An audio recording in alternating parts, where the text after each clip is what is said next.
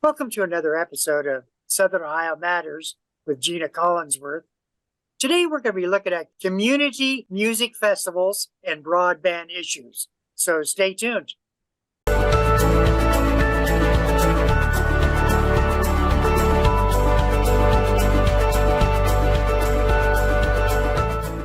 Welcome to another episode of Southern Ohio Matters with Gina Collinsworth. We have interesting individuals that are going to be talking about not only community music festivals, but also broadband issues. Gina, it's always a pleasure talking with you. Thank you, Patrick. Hey, this is going to be a great show. We have musicians on the show, and those are my favorite people. Well, today, Patrick, here at the Ohio Valley Regional Development Commission, we are focused on economic and community development. So we do a lot of issues in the day-to-day. For me, I might be working on community music festival events and tourism, or I might be working on broadband. And today's show, we're going to talk a little bit about both of those topics. I'm looking forward to it. I'd like to welcome my first guest to the show today. That is Rob Black. Rob is a Portsmouth, Ohio resident, and he's also one of the founders of the Final Friday in Boney Fiddle. It's a great music festival, and the Boney Fiddle Project basically was an economic stimulator that helps with the historic shopping district of Boney Fiddle and promotes the arts to bring people downtown. It's a great group of people working on it, and I want to say hello to Rob and welcome to the show. Hey guys, thanks for having me. We're excited that you're on the show, Rob. You have had an eventful couple of weeks. I know you've been from Athens, Ohio, talking about your festival. And then I know this past weekend was the big kickoff for it. But talk a little bit about yourself, Rob, and the Boney Fiddle Project. Yes, my wife Julia and I formed the Boney Fiddle Project, which is a 501c3 nonprofit, about 10 years ago. From the proceeds of the sale of this CD, the Welcome to P-Town CD, which we put together. And our mission was to stimulate the economy, help stimulate the economy in the historic Boney Fiddle district of Portsmouth through the arts. And to that end, we started in 2015 our first monthly or annual concert series called Final Friday in Boney Fiddle. It runs May through September, the last Friday of each month. It's a free concert, and it's been quite a run. Our first concert we had 50 people at. I think the other night the estimates were that we had 2,000. Woo! And and the good news is all the restaurants were packed. The downtown was buzzing, and people were spending money, and that's all really good for us. It was a fantastic night. I was there with my husband, and we enjoy it. You see so many people from the community that come out to support it, but you also get tourists coming in.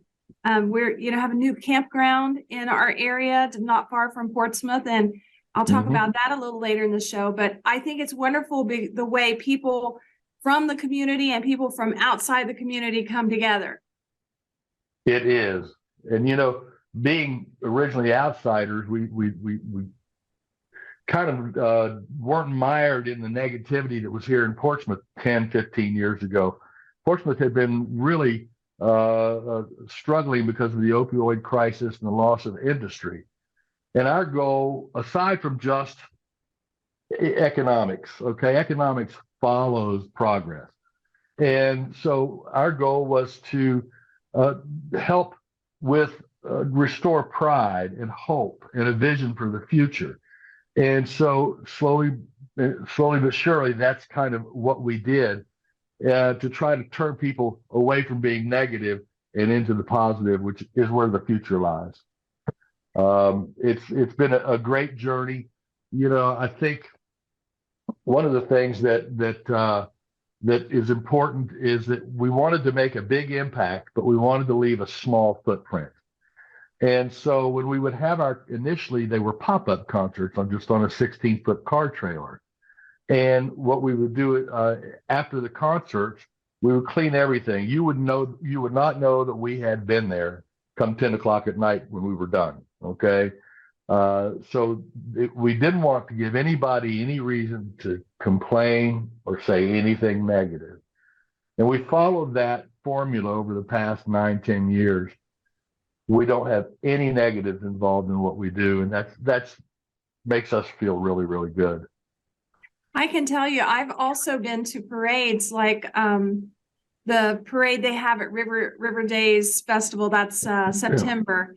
And I've seen your mobile stage coming down the parade route with bands on there playing music. And it's just such a good, uplifting time for everyone. They all start dancing, and you see smiles, and it's wonderful. We pride ourselves on being quirky. People like to be distracted.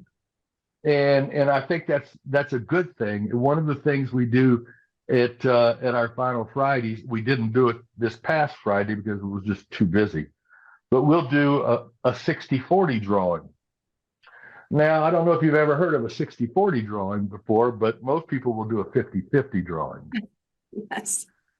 So when we draw, the winner has the option of either taking the 60% or the 40%. And it's really kind of fun because we'll get twice as many people buy tickets because they're greedy and they want that 60% and they're thinking this is a good deal, okay? But when the winner comes up, it's like I've got 40% in one envelope and 60% in the other envelope, and I'm going, now this is for a good cause. Do you want the 40%? And I get the audience to clap and everything, yeah, and then, or do you want the 60%? And they'll all boo and boo and boo. But it's just a lot of fun. It really is what it is. They can take whichever they want. I don't care, But it's just something different. We pride ourselves on being different, and that's just what. I'm sorry. I was just going to say, I think you've tapped into like a grassroots feeling and communities that are volunteering in their own community, to make it a better place. I think that's what your group has tapped into. Everybody comes together and donates their time, and the musicians don't, but everybody putting the event on is there on a volunteer basis. Yeah, it's important to us that the musicians are paid fairly, and we pay them all fairly, and they love coming to our concerts. They love what we do. I'm a big believer that these concerts are just a tool. That's all they are. They're a way to get the community to come together and spend time together. And let's face it, if we're going to be attractive to business, we can't attract business unless we're attractive to business. Okay, nobody wants to come here. Corporations, businesses don't want to come here if there's nothing to do, and if it's not a fun place. There's no savior who's going to come here and save us. We have to save ourselves and make ourselves attractive. And this is just one aspect of that. Fantastic. And fortunately, there's been other aspects as well. As you well know, what's been happening around Portsmouth.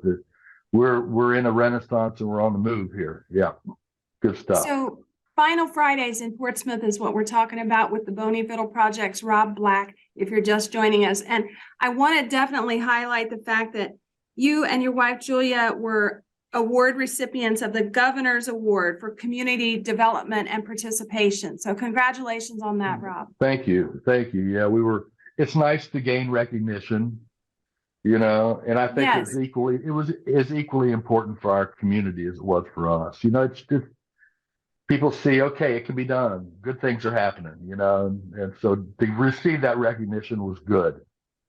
And you had the opportunity to share the model of what you're doing with communities throughout the Appalachian Ohio region at the State of the Region conference that you and I both were just at last week in Athens.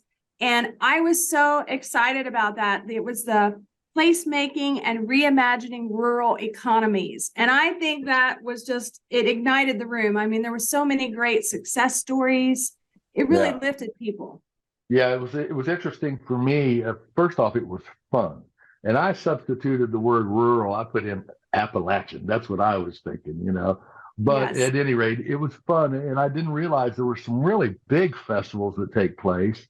And there are small festivals that take place. The wine festival up in Sandusky, is that where it was? Yes. Great. Those sorts of things all over the state. I'm a firm believer that first, we're our community, but then we're our county. And then we're our region and we're our state. And we want to work with everyone to promote. It's what we do here locally. We work with all the other nonprofits and businesses here in town to promote Portsmouth and the surrounding area. We're not in competition. As a matter of fact, your success is our success. Fantastic. Started with how many sponsors and now how many do you have, Rob? I was looking at pictures the other day, and at our first concert, we had 6 $50 sponsors. Now we run on an annual budget that hovers somewhere around $60,000. We have, yes, my wife does the fundraising and the sponsorships January, February, and March. And so that's when we have our budget basically done by the end of March. And we have 70 business sponsors and a few corporate sponsors in there. We don't get many grants. We really don't apply for many grants, you know. Mm-hmm. We feel like an important part of this is the business community and them being a part of it. We didn't go file a big grant and start this thing. We started it with a song. It really started it with a song and have built it from there. And I think people appreciate it more. As a community, when you work for it, you do it, and you know what happened with Friends of Portsmouth and Plant Portsmouth and these other things that have happened. As a community, if you work for it, you earn it, you appreciate it more. And fantastic. Yeah. In the last minute, I want to just replicate what you're doing. I mean, if anybody out there is listening, what's the last piece of information or advice you can give to somebody out there who wants to use music or art in their town as a way to lift people up and bring them together? Well, first, I think music is a great way to do it. We offer something for everyone. So we're not a bluegrass festival. We're not a rock festival. We theme each event throughout the summer, and we'll have acts that fill that theme. You know, I saw an interesting quote the other day by a lady named Margaret Wheatley, and she said, "There's no power of change greater than a community discovering what it wants to be." And I think that's where we are here in Portsmouth. We're discovering what we want to be, and that's going to be tourism, and along with business. But it's going to be, we have so many natural resources here that it's going to be tourism, and we play into that really well. I would say do it. Give it 100%. Do what your people enjoy. And that's all. That's what it's all about. It's really about your people and your community. Absolutely. Great interview, Rob. Tell everybody that's listening when they can come to the next Final Friday. Better than that, go to thebonyfiddleproject.org, and our full schedule is on there. We're on Facebook at Final Friday in Bony Fiddle. And our next concert is the 28th. Nope, it's the end of June, Friday, the end of June, and it's Ladies' Night. Okay, I love it. Feel all right. Rob Black, thank you so much from the Bony Fiddle Project. It was great talking with you today. Thank you, guys. Appreciate you. What a phenomenal person he is. You know, Gina, it's great when you run across individuals that are able to share their wealth with other individuals. And I'm not talking about money. I'm talking about talent and skills. What a great observation, Patrick. You know, we all have something to contribute to the world, you know? I think that's the way God made us. Everybody's got something very special about them. And, you know, Rob and his wife, Julia, they make a great team. She works right beside him and does as much as she can to make it a hit. And, you know, there are great people in our communities down here in Appalachian, Ohio. And I have another one for you. And this is a very important topic. So let's put our important topic face on. Are you ready, Patrick? Sure. Yes. We've all got to put this important face on, but it's something that is just instrumental in every aspect of life. And we're talking about broadband. And here at Ohio Valley Regional Development Commission, you know, we work very hard on infrastructure. We try to assist our local communities and local governments with the resources they need to build new water lines and sewer lines and waste treatment plants and roads and broadband. I mean, that is essential infrastructure. So my next guest that I want to welcome to the show is someone who knows a lot about broadband, and he's going to help us understand how important it is. Welcome to the show, Sean O'Malley. How are you, Sean? I want to say good morning, but it's not morning. Not anymore. Good afternoon, No. Gina. It's a pleasure to be Sean, here. thank you so much for coming on the show. Sean is a project manager with Reed Consulting Group with 25 years of experience in broadband and information technology. He has a bachelor's degree from Rice University, a master's degree from the University of Texas at El Paso, and I just learned today you have your PhD from OU. Sean, you can tell us more about broadband. Educate us. So broadband used to be the thing that everyone's like, oh, it's kind of fun. It's entertainment. It's a perk.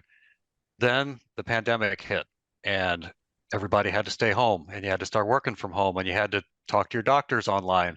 And all of a sudden the light bulb went off and folks are like, our society runs on broadband. If you don't have broadband, you are stuck. You can't get to work. You miss out on opportunities. Your kids can't do their school when there's a snow day because they go to online. And instead you're having to drive into a McDonald's parking lot or something and sit there with your kid in the passenger seat with a laptop trying to connect to their Wi-Fi. Broadband's the future.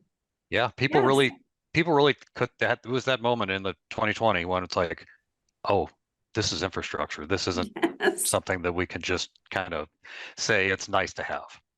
So, we're kind of challenged down here in Appalachian, Ohio, as much as we love the topography and the hills and the beautiful trees. Let's talk generally about what are the challenges down here and what's the current state of broadband down here in the southern part of Ohio.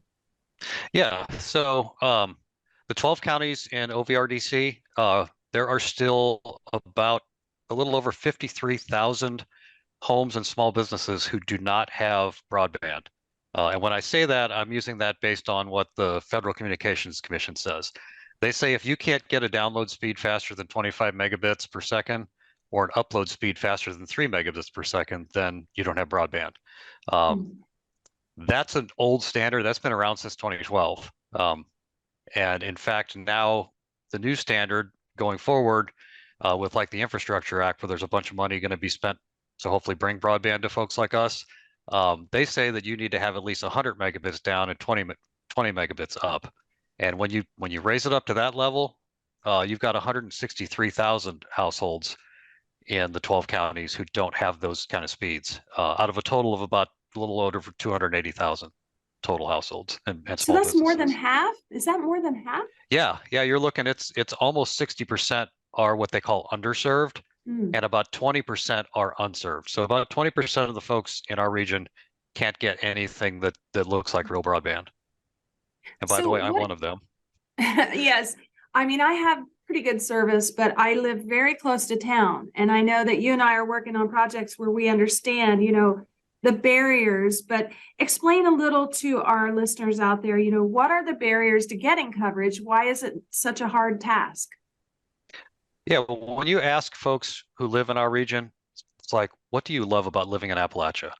And usually one of the first things they're going to say is, I love our hills. I love the ridges and the hollers. And I love that I have space, that I can stick my elbows out and I'm not going to smack into my neighbor. We're close enough. We can see our neighbors. We can help each other out when we need to, but we're not so close that we're up in each other's business all the time.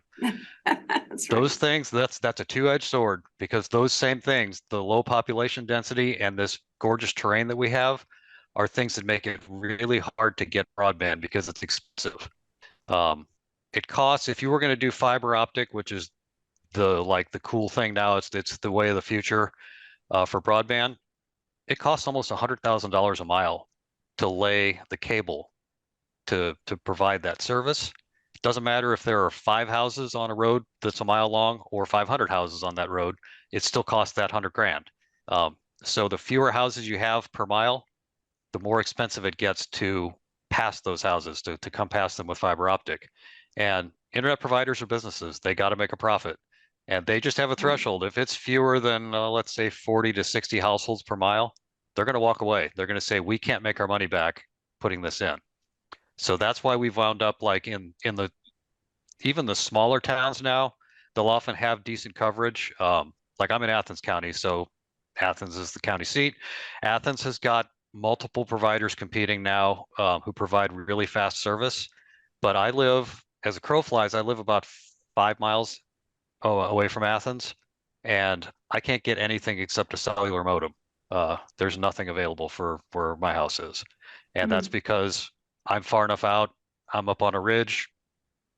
I can only see 3 houses around me as far as I can look. And So technology wise and, devices wise, we talk in the some of our meetings about the DSL. We talk about wireless and all the different ways to access the internet. So I know we think fiber to the home is absolutely the best solution with the best speeds, but what are some of the other things like Starlink? I mean, is any of that technology going to be a saving grace for Appalachian Ohio? yeah, so people throw a lot of those acronyms around or those technology terms. So I'll give you a crash course in Okay. broadband and the history of the broadband. So internet access used to be a modem over a phone line. And you can, if you're old enough, that sound is probably really familiar to you. That I would try to imitate it, but you would die laughing. But it used to make that weird noise before it would connect, and then it would go quiet, and then you're on the internet. Then they started doing a thing called DSL, which still used the old landline phone lines, but it was a new technology that could get a lot higher speeds. And back when that first was invented in the early 90s, it was great. It used the old copper phone lines. Those phone lines were put in, probably the newest ones were put in the 1960s. And copper is good for about 30 years, and then it starts to wear out. Wow. Well, nobody bothered to replace them because they were originally put in with money from the Federal Communications Commission to bring landline service to everywhere. They didn't want to spend the money again because already they could see that technology was getting old. So if you still have DSL today, you're probably first going, yeah, I know it's terrible. It's because it's terrible because those copper lines that it's running over are just worn out. You might even see some little junction boxes along the side of the road. They look like they've been run over by a truck or an ATV or something. They might have been, and they just never got fixed. So then the next step up is cable TV, called cable modems. So that became the new standard, especially in cities and towns where you could get fast internet. You would add on to your cable TV subscription your internet access. Now it's reaching the point where a lot of people are dropping the TV part of that and just buying the internet from the cable companies. That's a lot better technology. It's not good at upload though. So it was fine until, again, the pandemic hit, and then we had to start doing video conferencing, and then it had trouble keeping up. So you could download all you wanted to watch movies, but if you were trying to have one of these real-time meetings, you might not have the greatest service. So now fiber optic. That is a technology. It's not new. It's been around since the 70s. They used to connect all of the central offices with the phone companies with it. It's spreading out everywhere now because fiber optic is incredibly fast. It's got a huge amount of capacity. I'm looking, like when I think build broadband, think 40 years down the road, kind of like a water system or sewer system. You don't want to go digging somebody's yard up 5 years after you put in a sewer line because it wasn't big enough. Right. Fiber right now, if you put a fiber network in now, even if the demand jumps tenfold every decade, it will still be able to keep up 40, 50 years from now. And it'll hold up well because it lasts a really long time. So it's fiber is the fastest. Yeah. Yes, it's as future-proof as you get. There's also wireless. You think of wireless as cell phones, but you can also get what they call fixed wireless, where somebody will put a transmitter up on a tower somewhere, and then anyone who can see that tower, they can order service from them, put a special device in their house that picks up off the airwaves and sends their internet over that. That can work well. It's a little more of a challenge around here because if you're down in a valley on the wrong side of a ridge, you can't see the tower. Right. I appreciate the lesson and, the equipment, because I think every time we talk about broadband, it's kind of daunting because people really don't understand what exactly is that magic thing they call broadband. And, it's great to have your expertise, Sean, and I appreciate you. I know right now you and I are working on some gap analysis that we're doing for each of our counties here in OVRDC, and we're actually meeting with county commissioners and economic development people to understand what's going on in their area and what they need, and we're going to try to go after some funding. It's been great speaking with you about broadband, Sean, and I'm going to do a plug for your analysis that we had a great assistance from the U.S. Economic Development Administration, EDA, and we put together a broadband report that kind of is a baseline of what it's like in our region. And this came out last summer. So at this point, we have some adjustments to make, don't we, Sean, to update it? I mean, things are moving in our area, but we wanted to share with our viewers out there, what's going on here. And Sean did a great job of telling us why it's important. Sean, I'll see you at the next county meeting. Thanks for coming in today and being part of the show. All right, Gina, you're very welcome. Thank you. Patrick, do you have good broadband where you're at? Yes, it is through the cable system. However, I found it interesting what Sean was saying. I never understood the differences between DSL and internet and microwave. So I really appreciated him explaining all of that.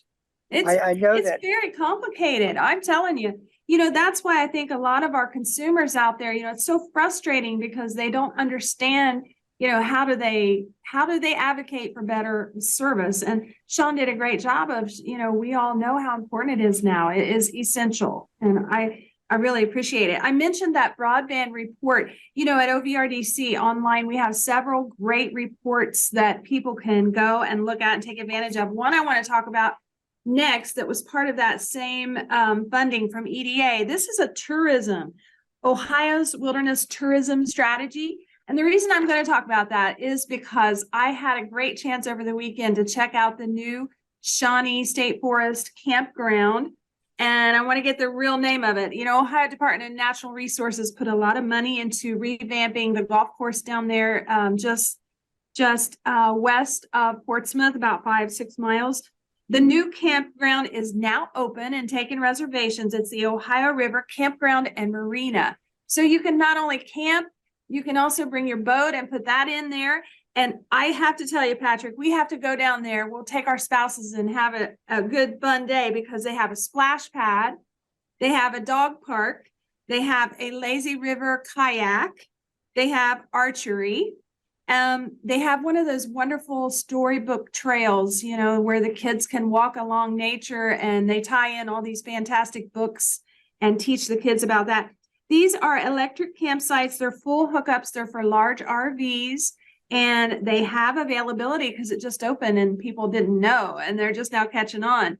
So that's the Ohio River Campground and Marina at Shawnee State Park, and the address is 11152 US 52 in Stout, Ohio. So let's all go camping in beautiful Southern Ohio. from Portsmouth, you're only about 6 miles away from that campground, and they have been working on that for the last 2 years. It is a great place. It's like a Cadillac campground, Yes. Cadillac of campgrounds, Yes. I want to say. Yes. It's fantastic. Yes, and we it is. invite everyone to come down and visit us here in Southern Ohio. And if you live here, get out and enjoy your town and your community, just like our first guest, Rob Black, mentioned. We are making our future, and we are the reason. Grassroots is what it's about. You can take control and make your community whatever you want it to be. Very, very true. Hey, we're talking with Gina Collinsworth, is a public information coordinator with the Ohio Valley Regional Development Commission. Gina, thank you. Thank you, Patrick. Everyone, enjoy your summer.